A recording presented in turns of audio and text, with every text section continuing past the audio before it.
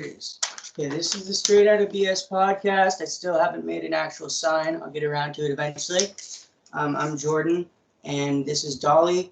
Go ahead and introduce yourself and where you went to. So I'm Dolly. I was at Spring Creek Lodge from I think it was in 2003. Okay. Did you get transported, or did your parents take you there? I actually was kidnapped by them from a Denny's in Seattle. Okay. How was that? How did that go down? So I don't know. I was 17 and I don't know, me and my mom just kind of didn't get along at the time, and I was staying with my sister, and she wanted me to be at home, and I didn't want to be at home because we just clashed a lot. So she wanted me to go on a trip with her up to Seattle for the weekend. I don't know, she was going to see an old friend, she said. And we went up there. Her friend actually came and picked us up, which I thought was kind of weird. Yeah. And we drove up there, stayed the night at her friend's house. And the whole thing was kind of weird. Like, I kept getting like that, not necessarily a deja vu feeling, but like a feeling that something was going on that I was missing, because my mom didn't interact with this lady as if they were old friends. And we stayed the night at her house. And I remember getting up in the morning and the lady was making coffee. And she asked if I wanted like creamer or anything for my coffee. And so I was getting into the fridge, and on the fridge there was like a little sticker that said like, I'm a smart, beautiful, and intelligent woman, and my purpose in life is something through my greatness. I don't remember what it was, but I remember seeing that, and I'm like, oh, this lady's kind of weird, like kind of that self-help, like affirming thing. And I don't know why that like had stuck with me, but we got up, had our coffee, and we went out, went downtown to like marketplace and all that for the day. But everywhere we went, my mom paid for everything. Like, she paid for the ladies' meals, she paid for parking, like, this lady didn't pay for anything, which I also thought was kind of weird. And then we went to a Denny's, and we were sitting there having dinner, and she kept talking about her daughter coming into town from Alaska. And she wanted us to wait there till the plane landed, until her daughter came to meet us. And then after we were done eating, these two guys came in, and they looked like they were on business, kind of official. And they came up to the table, and they were talking to the lady for a minute. And then they asked me if I wanted to come out in the parking lot and meet her daughter. And I was like looking at my mom, and I was like, are you coming with? And my mom's like, no, it's okay, just go. And I was like, this is weird. And I just had like this weird feeling like walking outside. And I was like, kept kind of looking back at my mom, like, what is going on? And so we get outside, and they walk up to this van, and they open the back door of the van, and there's a girl sitting in the very far back seat. And they're like, oh, this is so-and-so. And I was like, hi. And they're like, well, are you going to shake her hand? And I was like, okay. And so I like leaned in the van to shake her hand, and they kind of just pushed me in the van and shut the door. And I was like, what is going on? And like, they hopped in the front seat really quick. And so I tried like opening the door to get out, and the door was locked, and I started freaking out. And I was like, let me out, and they're like, you need to calm down, you need to sit down. And I was like, I don't know like who the fuck you are. I was like, I don't know what's going on. I was like, my mom's inside. I was like, I'm thinking these people are just straight up kidnapping me. And the guy's like, you need to sit down in a seat or I'm going to use these. And he pulls out a taser and a pair of handcuffs. And I like slowly sat in the seat, and he starts telling me how my mom signed me up for this program and they're taking me to Montana. And I was like screaming at him because I didn't believe them. And they're like, well, we have paperwork here. And I'm like, well, show me the paperwork. Yeah. And they wouldn't show it to me. And they just started driving. And so, like, I don't know, I'm just freaking out at this point, and I'm trying to think of like all the things I could do to them to like escape, because I didn't believe that my mom was allowing these people to just throw me in a van and take off with me. Were you And handcuffed? no, they had only threatened it if I Okay. didn't sit down. Okay. Um, So and you they had really this. could have done something if you like, like if you would like, you could have attacked them or whatever the fuck you were thinking in your head. You know what I mean? Yeah, because I legit thought that these people were just taking me, and my mom had no clue what was going on. Yeah. And so then we stop, and this girl gets in, and this girl, I believe, actually was the lady's daughter, but she worked for the program, picking Yeah. up people, and they had gone to Alaska and got the girl that was in the back seat of the van. Like, I wasn't even allowed to talk to the girl that was behind me or anything.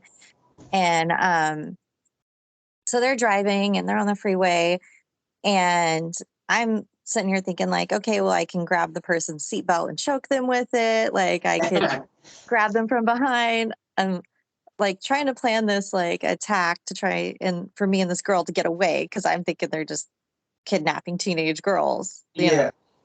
And I remember we stopped at a rest area, and they're like, okay, well, you guys need to go to the bathroom. And I was like, I'm fine. They're like, well, we're not going to stop for a while.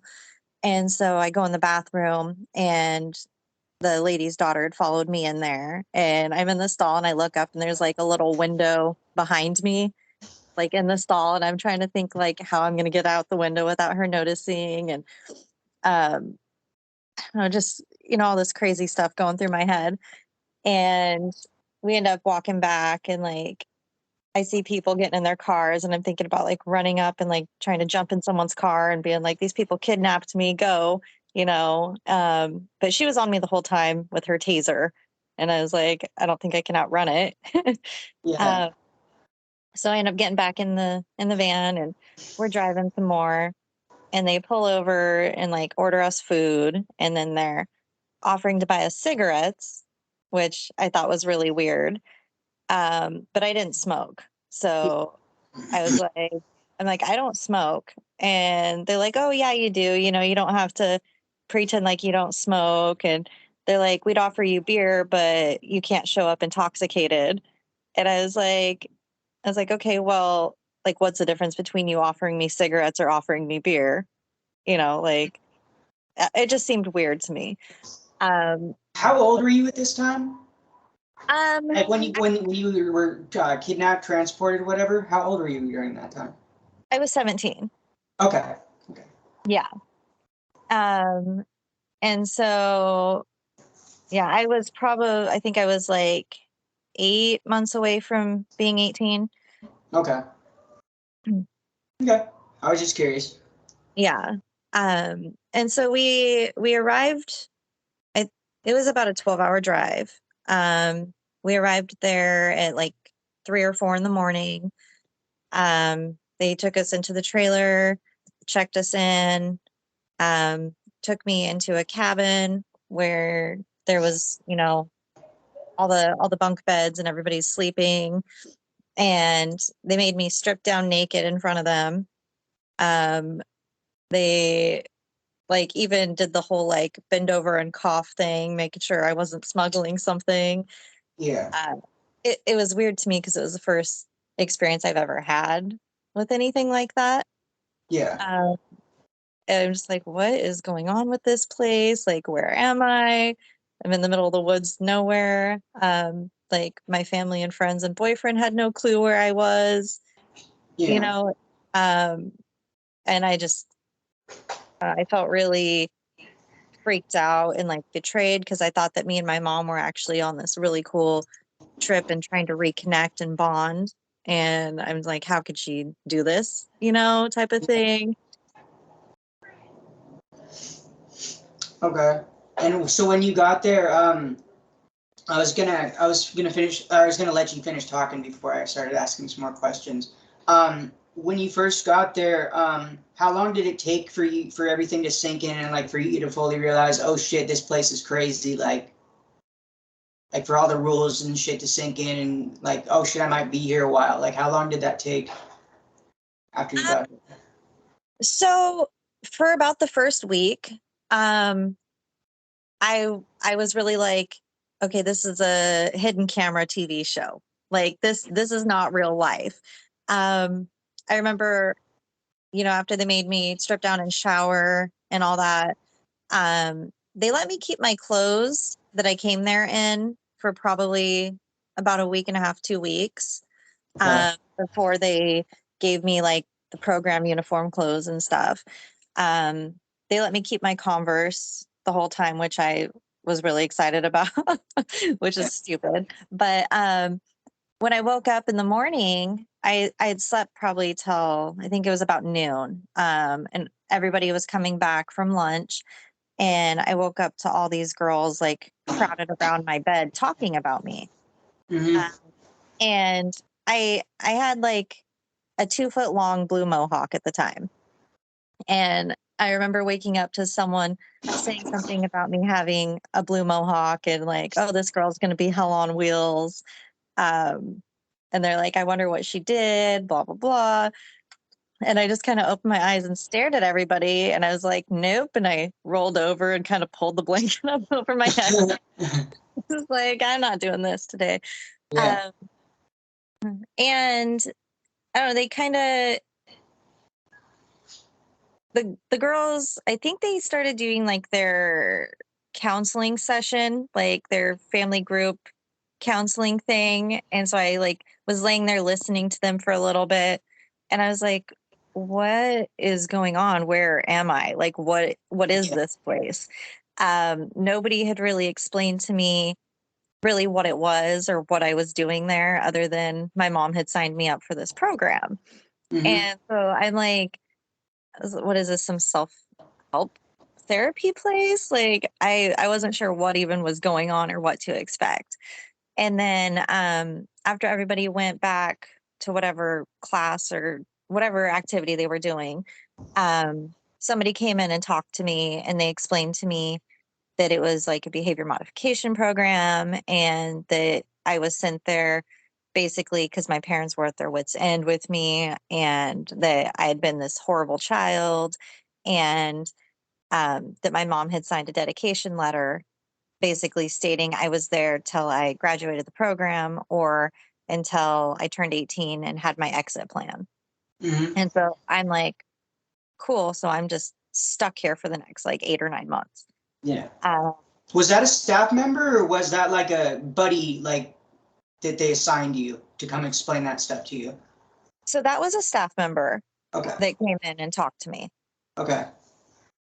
Um, and then the girls all came back, and they had given me somebody that was on a level 3 to talk to. And they kind of explained like level 1 starting out, like you can't talk to anyone unless they're level 3. You can't have any condiments with your food. Um, explain the whole walking heel toe thing, that we can't, if you get caught looking at someone of the opposite sex, you lose points. Um, I don't know, it was just really weird, the rules and restrictions they had. And they're like, when you're level 2, you can talk to level 2s and higher, you get your condiments, um, they started kind of explaining what the seminars were. Um, my second day there, I was actually thrown into my first seminar. Oh wow. Yeah. Um, and that was really intense. I'll bet. It, I don't know, it was shocking to me, um, how these kids, some of them felt like they couldn't live without this program. Yeah. Um, I I was always kind of more advanced for my age, like my way of thinking, things like that. And I recognized the program immediately to be um, like like how they were like breaking down these kids. I don't know. I just thought it was like all like a bullshit thing. And like, I remember walking in line and a girl's like, I want to say my purpose. And so she steps out of line and she goes off with, I'm a smart, beautiful young woman and my purpose in life is yada, yada, yada. And it like clicked for me. Like, I was like, oh my God, that's just like what I saw in this lady's fridge, you Yeah. know? And I was like, that's why it stuck with me. And I was like, what kind of place is this? Like these poor kids, like what are they doing to them? Because then everyone's like wooing and clapping for her. And then like two or three other people wanted to get out of line and say this. And I remember going through that first seminar, I think it was Discovery, I think is what it was. I was gonna ask. And yeah, and that's when they make you like make your purpose statement. And the whole time I was just kind of doing what they told me to do because I wanted to get these points and work up through this program. And like, I didn't take any of it in. It was just in one ear and out the other. But I remember making that statement, and like, I was probably the only person in my cabin who never wanted to step out of line and say it, because it just seemed ridiculous to me. Yeah. I was like, why are they making us do this? But I remember when they did their challenges in Discovery to get through the seminar, they were purposely trying to humiliate the kids and make them feel uncomfortable. Like they took a group of boys who were obviously like super into sports and like kind of the jockey, like I'm a man's man attitude. And they made them all dress up as women and sing Shania Twain's like I Feel Like a Woman. And I don't know, I remember the boys being super embarrassed about it and really uncomfortable. They had me do Cyndi Lauper, Girls Just Want to Have Fun, because they felt that I grew up too fast or I was too like mature for my age. As if that's a bad thing. Yeah, well, they're like, we feel like you didn't play with Barbies long enough and you need to reconnect with your inner child, and that you seem too responsible. Cause like, I don't know. I started working with my grandma when I was 13. I bought my first car when I was 13. I bought my second car when I was 15, paid for my license, my gas, all that stuff. So like, yeah, like I was responsible for my age, but I don't know. I thought it was really weird that they're like, you need to act like a child. So, but me, like, I'm a big 80s geek. So Cyndi Lauper was right up my alley. And I'm like, okay, cool. I get to put on tutus and, dress up like this. Like, I don't know. I wasn't comfortable performing and singing and dancing in front of people. And I Yeah. didn't want to do that aspect of it. But they're like, well, if you don't do this, like, you don't get to move up in your program. I just thought it was weird them making kids perform in front of like hundreds of other kids. And Yeah. the counselor guy, I don't remember what his name was, like with the red hair. Cliff? Huh? Was it Cliff? Yeah, that guy. Um, I remember him asking me my second day in the seminar, he's like, do you even want to be here?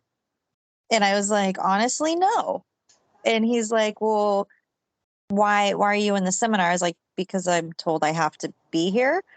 And I said, I don't understand what this place is or why I'm here. And he's like, well, how long have you been here? And I was like, this is my second day.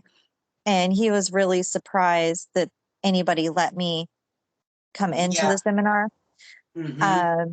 And so he was like, well, you haven't been here long enough to unpack what's going on.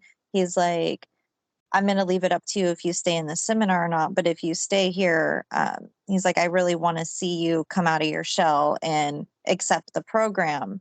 And I was like, well, if I go back to the cabin, like, I just have to come back here next month, right? like I have to do this anyways. And he's like, yeah, but you have to work through the motions. You have to accept what's going on. You have to accept responsibility for the things you've done.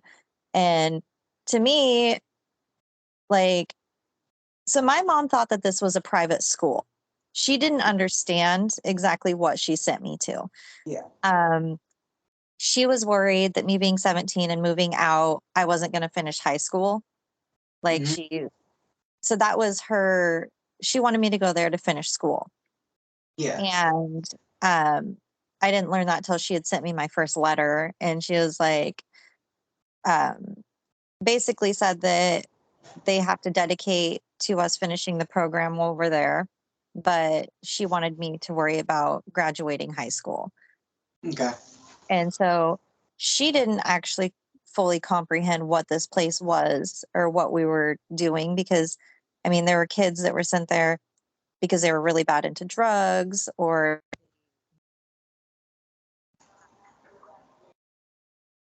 like judges had sent them there for court because they were in and out of juvie, things like that. Hmm. Um, that being said, like, I wasn't an angel by any means. Like, me and my friends, we did party and hang out on weekends, but I still attended school. I had like a good GPA. I worked.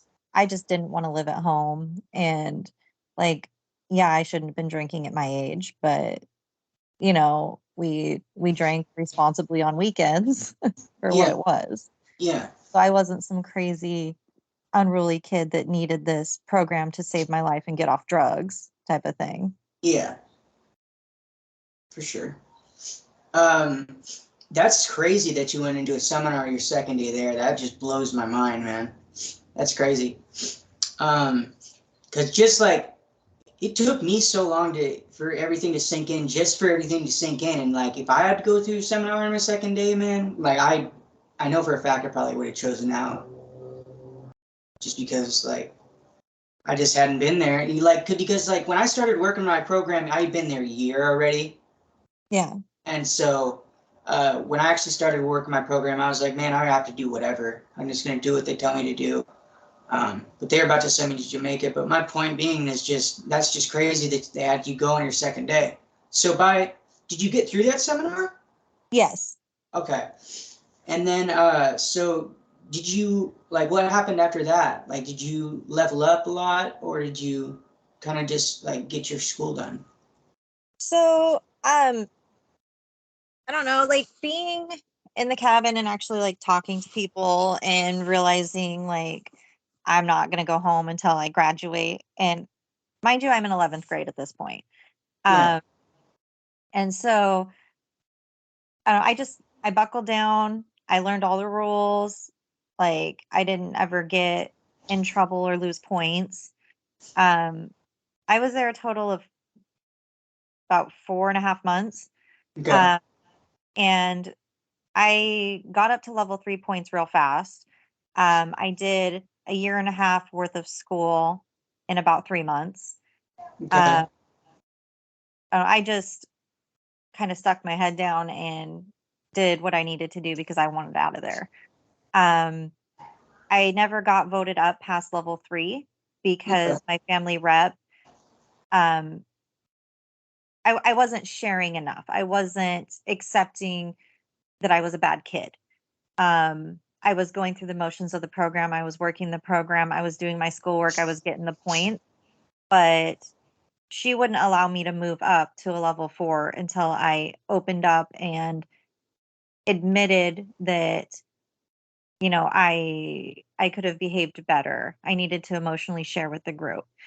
Um, when I finally was allowed to go to be voted up, it was at the very end of my stay. And um, a friend of mine had died while I was in the program, Okay. and they were a really good friend of mine. And it it was a bunch of boys after school. They were boxing, and um, his one of his friends had went to punch him and like hit him in the head wrong, Yeah. and he had That died that happens. in his sleep. And so when I found out about it, it was super traumatizing. And my mom had sent me a letter with a newspaper article. And I almost got dropped all my levels for having the newspaper clipping because they considered it run plans. Yeah.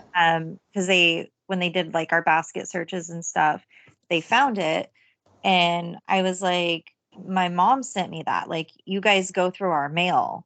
If it was something I shouldn't have had, like, you should have took it. I said, how is having a newspaper clipping run plans? And they're like, well, it has the date on it. I was like, what does that have to, like, everybody knows what the date is. I was like, this is a past date. And like, I had to sit there and argue with them and go have a meeting with the family rep.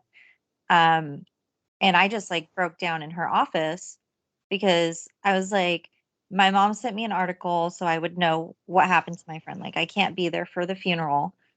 I was like, and like, I don't have anyone to talk to about this. All my friends and everybody's back at home. I said, I can't even talk to my mom because you won't vote me up my levels so I can get my phone call. I was like, what? I was like, this isn't right. And so she actually let me have a phone call with my mom. And she told me, you can't say that you're having a bad time here. You can't say like all these, she told me all these things that I wasn't allowed to say to her. And that if I said anything that wasn't like positive or that they were doing anything wrong to the kids, she was going to hang the phone up on me because she was listening in the other room. Hmm. And so I got a phone call with my mom and kind of talked to her about things. And they ended up, not dropping my levels over this stupid newspaper clipping. Yeah. Um, but I had to share in the next group about why I was upset and sad. And so she forced me to sit there and tell everybody that my friend was killed, um, before I could go to the next meeting to try to level up because I had to be emotional. Like, they had Yeah. to see me be emotional first. Okay. And while you were there, did you like witness anybody like trying to run? Like, did you hear people talking about like what they do to runners? Anything like Yeah. that? So, because okay, so I met a girl there who actually is from my hometown. Was in my she was in my cabin with me, and me and her kind of bonded over like just, oh, our town's this, and these people. And she was telling me that like when people try to run, that they release like the junior staff boys on them, and basically that like if they catch you, whoever catches you gets like a steak dinner. They get to go out and ride quads. um, just all these different things that they're rewarded with. And so me and her actually had joked about how it would be funny to like, cover ourselves in poop or something really disgusting and like run so nobody would want to grab you. Like, we're like, okay, so if like we would joke about ways to escape. Um, so we're like, That yeah, might actually work. That might we're actually. like, we'll just strip naked and cover ourselves in shit and take off running, and they're not going to want to touch you. Like, Yeah. we joked about all sorts of stupid stuff. But while I was there, actually, a boy managed to escape, and he made it to the Canadian border. And he was picked up somewhere along tracks, like on the border of Canada. That's crazy. Yeah, but we're all like, "Go, buddy, go!" Like, Yeah, you can yeah. do it. Hell I yeah. think he was gone for like 7 or 8 days. Damn, he probably left in the middle of the night or something like that. Yeah, we don't know when he got out, but everybody was talking about it. There was constant updates that they hadn't found him yet. And then when he came back, of course, he was like sent to the Hobbit. Mm-hmm. Yeah. Yeah, instead of making sure you're okay, they'll send you into solitary confinement.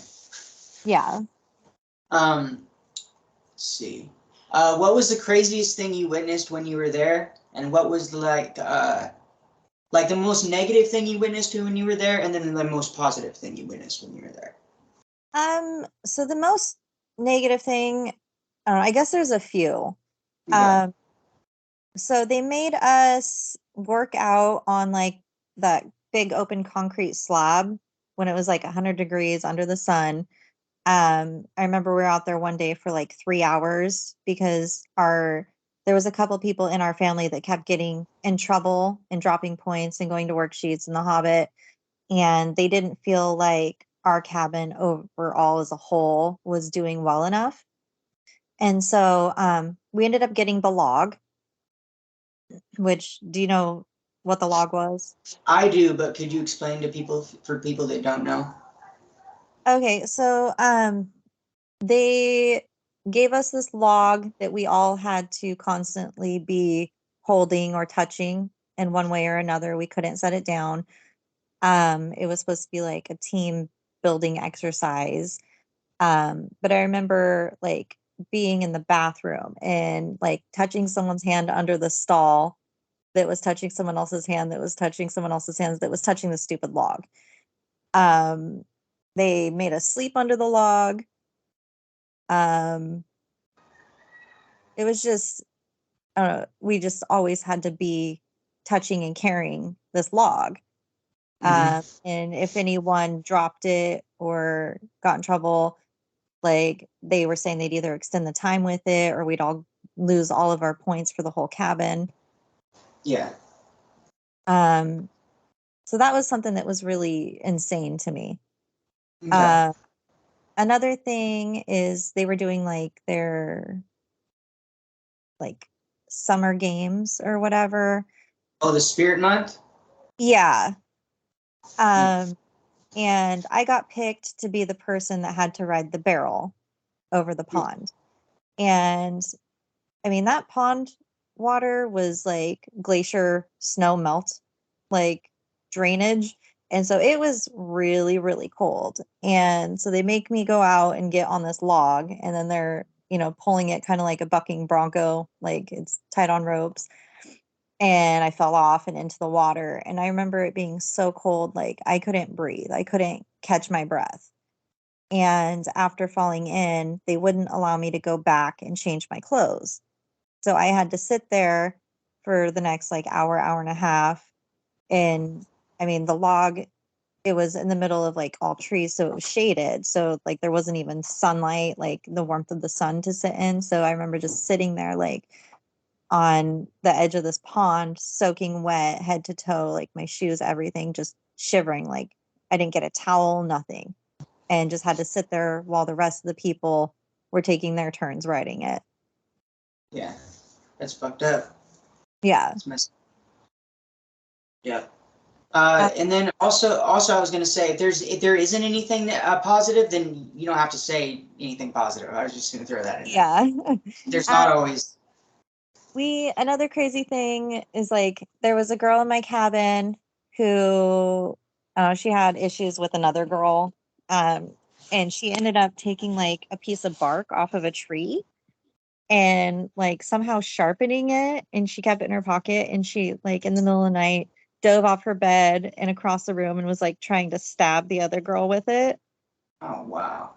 Yeah. And then there was a girl who drank a bottle of shampoo trying to kill herself one night. When it was like evening shower time, she was in her shower and she wouldn't get out of the shower, and Yeah. she was in there for probably a good hour. And like the family mom kept threatening, like, if you don't get out of the shower now, you're going to lose your points. She's like, I'm going to have to come in the shower and get you, you know. And then I guess while she was in there at some point, she drank an entire bottle of shampoo and she collapsed. And so the ambulance came and took her, and they had to pump her stomach. She was okay, but when she came back, we didn't see her for a couple weeks. Like, I don't know what they did with her or where she was. They probably sent her to the Hobbit. Probably. Yeah. But it's like that girl didn't need to be, in the Hobbit. She needed some sort Yeah. of mental help at that point. Yeah. They should have kept her at the ER at the very least, for a couple of days for observation. Was there anything else crazy? Um, I mean, the whole thing was crazy. Yeah, the whole thing was just. But I don't know, I just remember seeing the ambulance come in almost every night, like we'd be laying in bed and the lights would be going on, and it'd come in and go into another cabin, taking a different kid out for something, or the police would show up. Um, I one time while I was there, the bus came in from Jamaica to take kids. And there was a boy I had met and had to work with in my second seminar on something. And he was one of the people that got sent out. And it was the only person that I had known or interacted with that had to go. But I don't know, that was really heartbreaking for me because I don't know, I felt like an instant bond with him. He was just a really sad kid. And so like my heart like instantly went out to him when I met him. And like I didn't talk to him a lot because we weren't really allowed to talk during seminar, but they did pair us with the opposite sex, I think, as a way to try and get us to flirt and get us to get in trouble, if that makes Yeah. sense. Yeah. Because they were watching us all very closely. And like if anyone joked or anything, they're like, oh, you're flirting, and Yeah. and so we didn't talk a lot, but he was just like, you could just tell how sad and depressed he was. Yeah. And I'm assuming he, kind of just gave up and dropped his points and, said, screw this. And, I don't know, I just remember seeing him walking to the bus and I'm like, that's so sad because he was already such a sad kid. Yeah. It's gonna make him even worse. Yeah. Did you make a lot of like any like relationships that you still have to this day there? Did you get close to that many people in your time there? So there was a couple girls I kind of connected with. The only one I still really talk to is the girl that's from my town. Yeah. It it was kind of weird because when I left, she actually was like in the Hobbit. She had gotten frustrated and was like, screw this. And I'm like, you got to work your program. Like, you don't want to be in there, and um, so she was in there when I left. So I didn't get to say bye to her. Yeah. And I was driving down the road one day and it had snowed. And so we were like going really slow. Like, this was a couple years after I got back.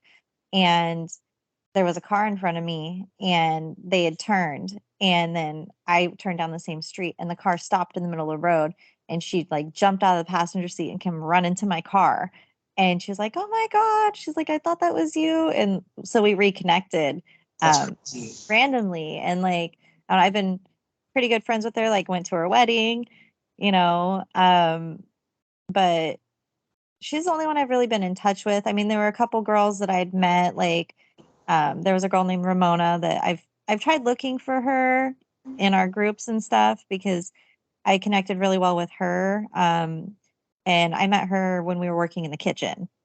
Oh, But we listened to the same type of music, and so we'd like kind of sing and dance around while we were like serving food or cleaning or whatever. Um, so she was one of the people that kind of helped me get through being there, like being able to have that connection. And um, we couldn't listen to music, so yeah. like music's a big part of my life, and like being able to kind of sing and goof off a little bit, that was something, I guess positive. Yeah. But they didn't really, I don't know, they didn't really let people get close. Like if they noticed you building a relationship with someone, they'd like kind of try to move you away from them, or, you know. Yeah. Yep. Let's see here. Fuck, I had a question. So how long total were you there? So you said About 7 months? 4.5 months. Oh, okay, 4.5. And then when you got home, how hard was it to like reintegrate into society? Or like, was it weird talking to people, or like, you know what I mean? Like, I don't really know how to Yeah. describe it, but Um, so that was a thing that really threw me off because the whole time I was there, I was like, this place is like brainwashing. I'm not going to buy into any of this stuff.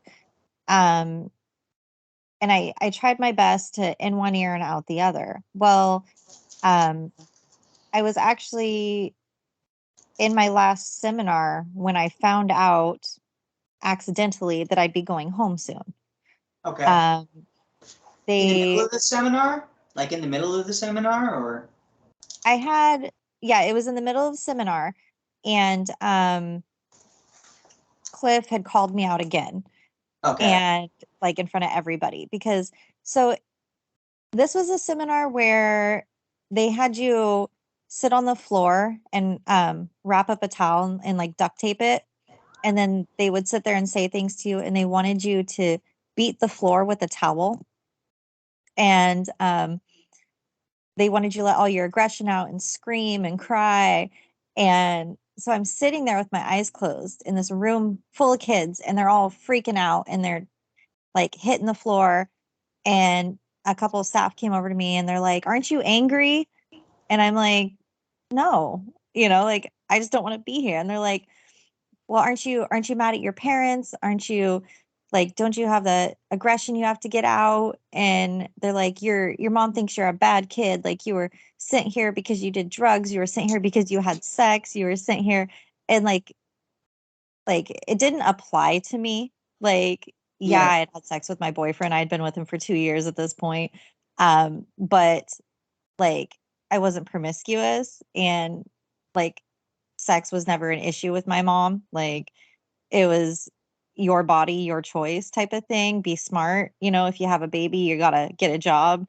And so like I don't know, that wasn't a thing. And they're like, "Well, did you have sex with your boyfriend?" I'm like, "Well, that's none of your business." And they're like, "Well, you're here because you're a whore." And like, they're like screaming this stuff at me. And I'm sitting there with my eyes closed and I'm almost like laughing at them because they were trying so hard to piss me off. And they're like, "You have to get angry. You have to let it out. You have to have this breakthrough." And so I like, with my eyes closed, I just started hitting the floor. And they're like, "Harder, harder." And so I'm like hitting the floor harder just to appease them. Mm-hmm. And like all of a sudden I got something like kind of splashed on me, and I opened my eyes, and the kid next to me had ended up punching the floor over and over again, and he had split his knuckles open and his blood like sprayed on me. Oh wow. And yeah, and because they were like, there was people over by him like screaming at him about what a bad kid he was, and his parents didn't want him, and he just lost it. He had a meltdown, and he started hitting the ground so hard that like he had blood like spraying off him as he was punching the ground.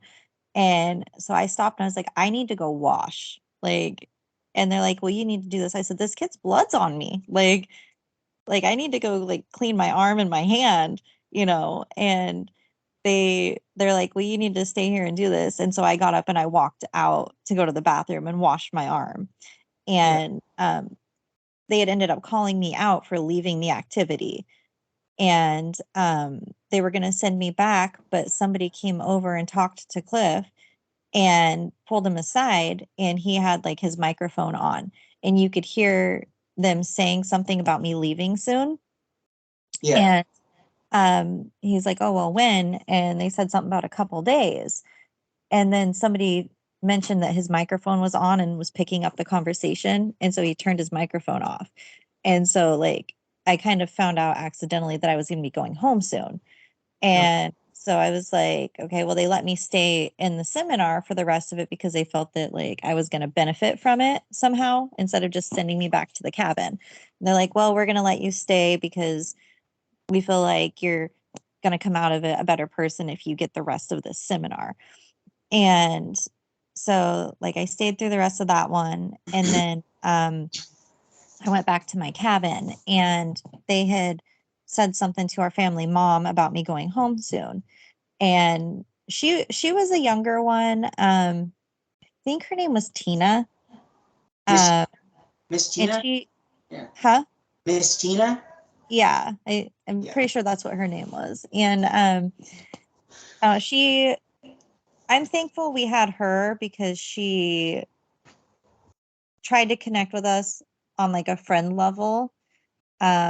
And she always tried to make things fun for us. And like, I don't know, you could tell that she kind of felt bad for everybody being there. Um, and so I honestly feel like out of all people, like her heart was in the right place for why she was there, like trying to make the experience better for everybody. But I remember sitting there and she just kept looking at me and smiling. And I'm like, "What?" And she's like, "Nothing." And I was like, "What?" And I was like, I was like, tell me. And so finally she told me I was going home, and I was like, when? And she was like, today. And I was like, what? And she's like, well, she's like, you have to act normal. And I was like, how am I going to act normal all day? You know? And so we went to the Hungry Horse for breakfast. And at this point, everyone in my cabin knew I was going home. Like, it just spread like wildfire. And the girls are like, do something crazy. And I was like, what do you mean? They're like jump up on the table and sing and dance, or they're like, do something crazy. And I was like, well, what if I'm not really going home? You know? Yeah. I was like, what if they're just messing with me? Yeah. And they're like, there's no way you're not going home. And so when we went through the line, the boys were serving that day. And so I remember, like, when we got our breakfast, one of the guys went to put like a piece of fruit on my tray, and I grabbed his hand and I looked at him and I was like, oh, thank you. And like he dropped the fruit and his eyes got huge and he like backed away and he like looked over like, what am I supposed to do? And like all the girls were giggling and I was like, okay, I did my crazy thing, you know. And I'm like, now let's just see if I get in trouble. Yeah. And we were walking back to our cabin after breakfast and they called me into the office, and that's when I was going home. And so I remember seeing my parents and I was just like in shock, and I ran up and hugged my mom and I was just like started crying because I'm like, I get to get out of here. Well, my mom didn't even recognize me because I had put on, like, I'm a tiny person, like I'm super petite and little, and I had put on a whole bunch of like muscle from all the working out and stuff that they forced us to do, and like the way they had us eat. And when I went in, I had a blue mohawk, and they forced me to dye my hair black. And so it's like, I don't know, when I ran up and hugged her, she kind of like backed up and she's like, who's this girl hugging me? And then she's like, oh my God, like you look so different. And so we get in the car and we leave, and we stop. And this is my first time being in a car, you know, in 4 months. So that was a weird feeling, like, you know, Yeah. driving a car. And so that was like the first thing that stood out. And then we went to a Fred Meyer's and we were trying to get like some snacks and stuff for the road home. And I had to go to the bathroom. And my mom was like, well, go. And I was like, you're not going to go with me? And she's like, you're 17. You can handle going to the bathroom on your own. And I was like, okay. And so I walked by myself to the bathroom, and I almost had like a panic attack, just like the feeling of walking by myself without someone right there with me, not walking heel toe with somebody.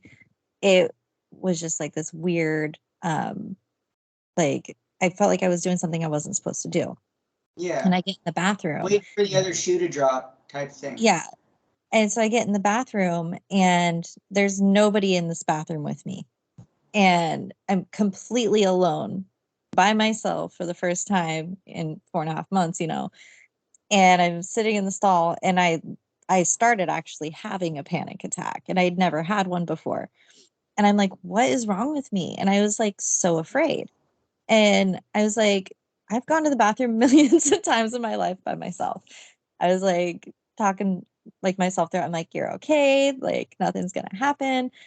Um, it I don't know, it was really intense. And like, I don't know, I feel like when you watch movies and someone has like agoraphobia and like the camera kind of like zooms in and zooms out and they get that kind of wonky, like dizzy feeling. Like I felt like I was getting that, you know, and I was just like, this is so insane to me. And so I got out of the bathroom and I washed my hands and I kind of took off running to like go find my mom.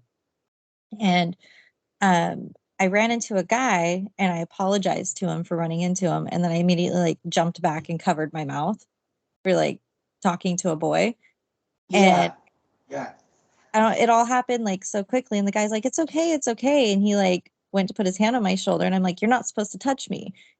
And then it kind of all sank in how much it actually had gotten to me being there. And I was like, oh, I'm kind of fucked up.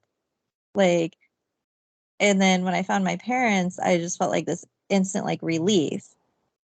And I don't know, when I got back home, it was weird getting to like pick out clothes to wear for the day, having all my stuff, my room, all my friends came over, and I had like a group of guys that I hung out with, and like one of my best friends that was a girl, and they all came over to visit, and they're all sitting there talking about like going to, because we listen to punk music, so they were talking about the show they had gone to the previous weekend, and I don't know, they're just so freely talking and joking and like cussing amongst themselves, and I kind of just sat there um for probably a good hour just watching and listening, and like almost afraid to engage in the conversation, because I was like, oh well, we're not supposed to be talking about this type of stuff, like Yeah.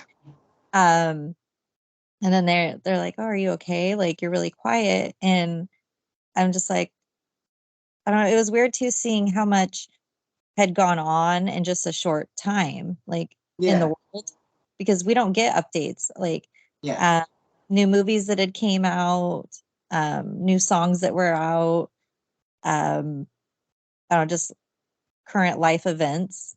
Yeah.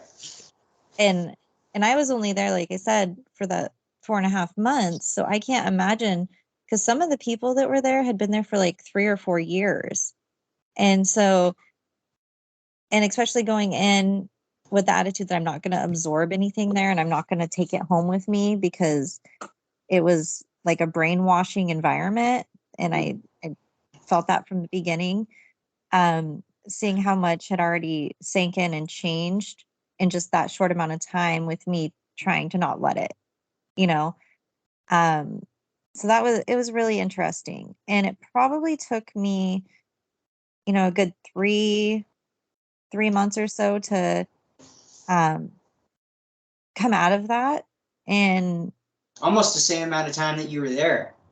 yeah, um just I don't know, I constantly had dreams that I was being kidnapped and taken back. Um, Constantly like looking over my shoulder, worrying about it. My mom for a little while had used like sending me back there as a threat if I didn't like follow every single rule she wanted in the house.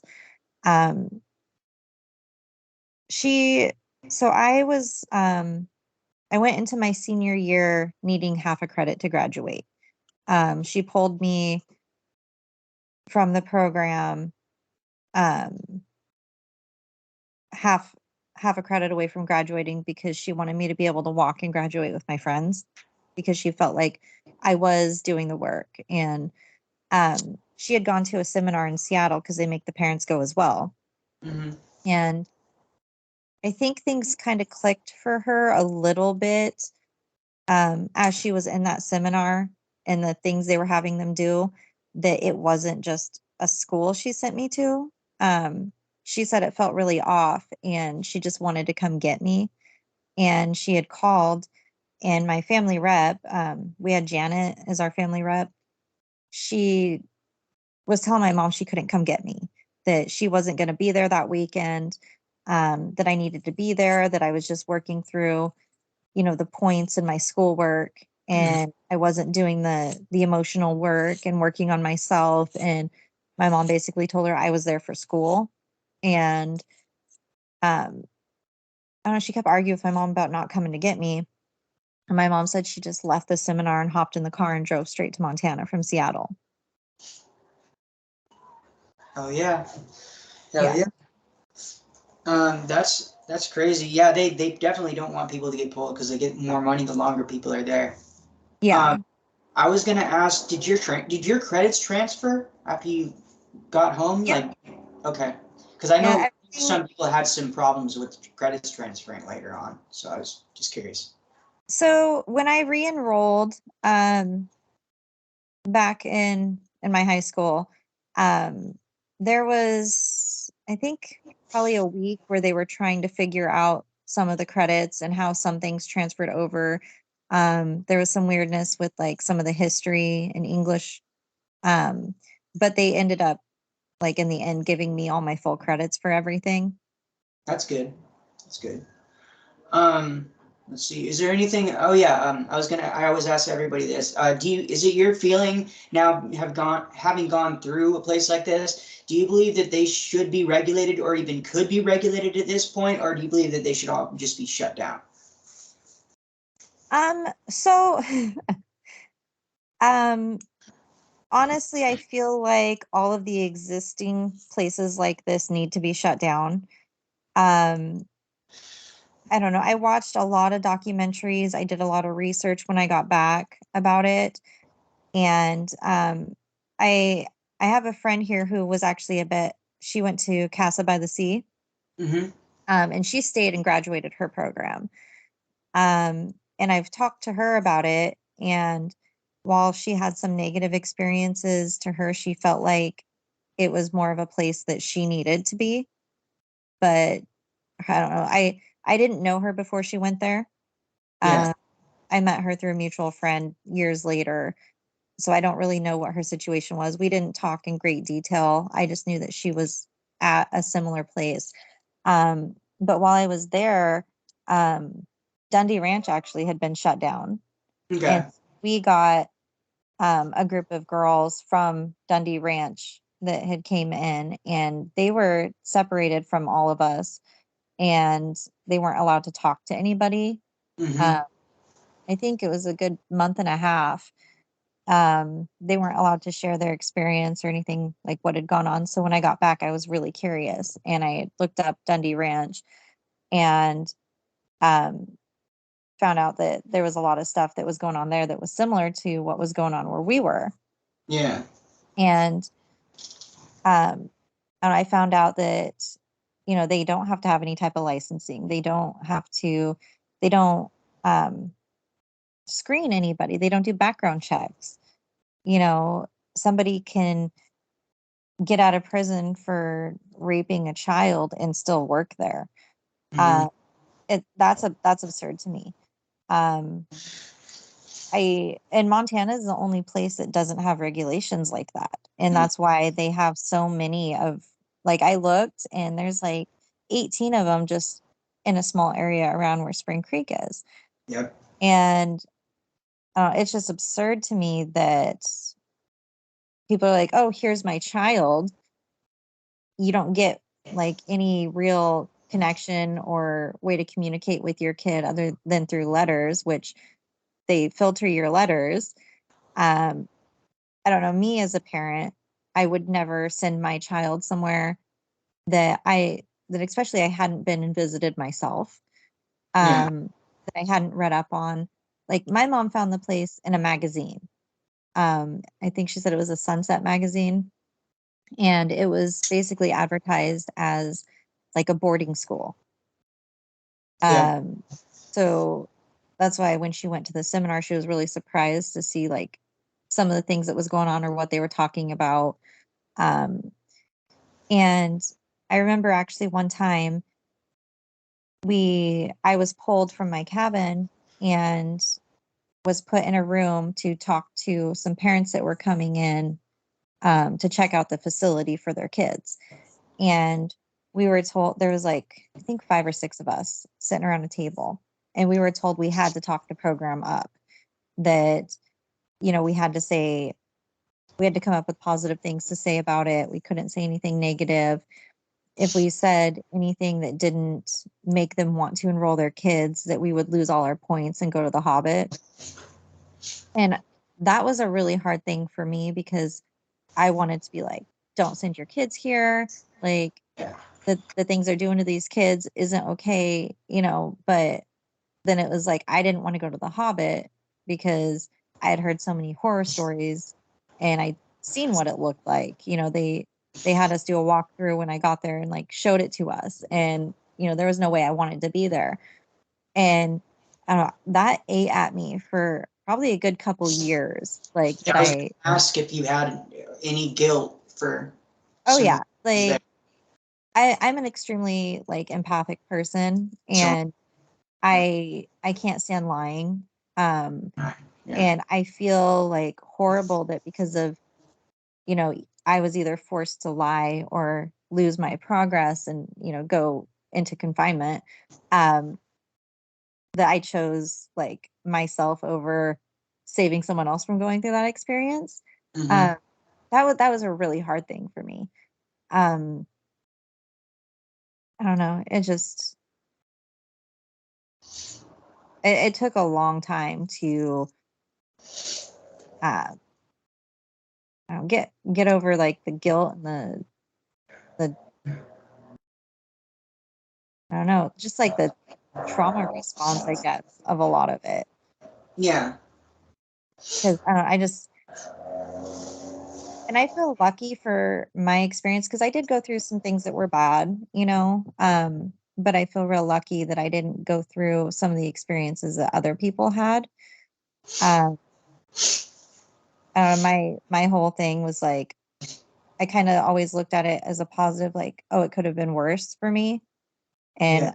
I don't know, that kind of became like the way I handled traumatic things in life, even to this day. Like, I don't know, something bad happens, and I'm like, it could always be worse. Yeah. And I think that's my trauma response I built from being there. Mm-hmm. Um, I don't know, just put my head down and do what I need to do type of thing is how I've always handled everything, like since that experience. Yeah. Yeah. Um, I'm curious now, since you said you're an empath, do you remember a process called about a lifeboat in Focus at all? Where they had people close their eyes and then they said, bang, now the ship's sinking and you have to save only so many people. Do you remember anything like that? Um, I'm not sure if I remember that one. Okay. I was just curious because that one really messed me up. Because just specifically because I'm an empath, they literally had you pick only like 3 to 5 people out of that whole room or whatever, or group, or it was like a group of like 50 to 70 people, and they had you pick like a maximum of 5 people to live, and the rest of them would die. So pretty much you're voting life or death on people, and it really messed with my head. Yeah. Yeah. So I was just curious. Um, let's see. Is there anything else you want to add about your experience there? Anything you want people to know? Um, I don't know. There's just so much that went on in that time, you know. Trying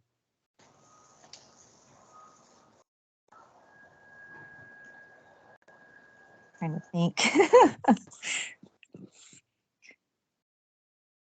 um,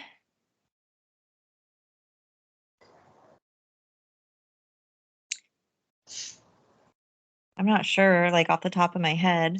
Okay. Well, I mean, we can always do a part two too as well. So if you remember some things or whatnot and want to talk about some other things, just let me know and we can do a part two. Okay. Yeah, sounds good. So thank you so much for sharing your story, and you have a wonderful night. You too. Thank you. Yep.